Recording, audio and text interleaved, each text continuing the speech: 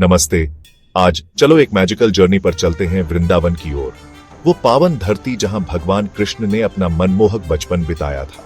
वृंदावन एक ऐसा नाम जिसमें भक्ति और डिवाइन लव की गूंज है। लेकिन क्या आपने कभी सोचा है कि इस जगह को वृंदावन क्यों कहते हैं? कहा जाता है कि वृंदावन का नाम वृंदा से आया, जिसका मतलब है तुलसी या पवित्र तुलसी, और वन जिसका मतलब है जंगल।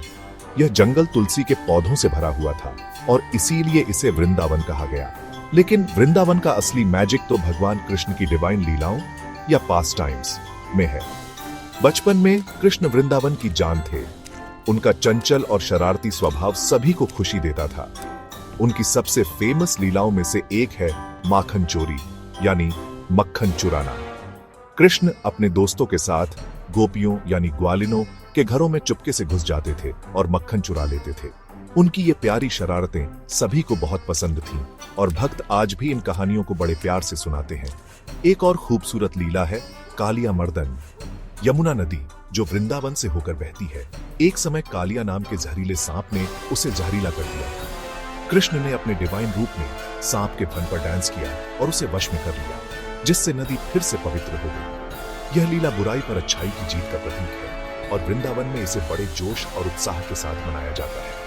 और कौन भूल सकता है मन मोह लेने वाली रासलीला को। चांदनी रात में कृष्ण अपनी बांसुरी बजाते थे और गोपियां उस डिवाइन धुन की ओर खींची चली आती थी। वे सब मिलकर प्यूर आनंद में डांस करती थीं, अपने आसपास की दुनिया को भूलकर। यह डिवाइन डांस आत्मा और परमात्मा के बीच इटर्नल लव और भक्ति का प्रतीक है। वृंदावन सिर्फ एक जगह नहीं है, यह एक एहसास है, एक डिवाइन कनेक्शन है। इस पावन धरती का कोना कोना कृष्ण के बचपन, उनके प्यार और उनकी लीलाओं की कहानियों से गूंजता है। दुनिया भर से भक्त यहाँ आते हैं इस डिवाइन प्रेजेंस को महसूस करने और कृष्ण की इटर्नल आत्मा से जुड़ने के लिए।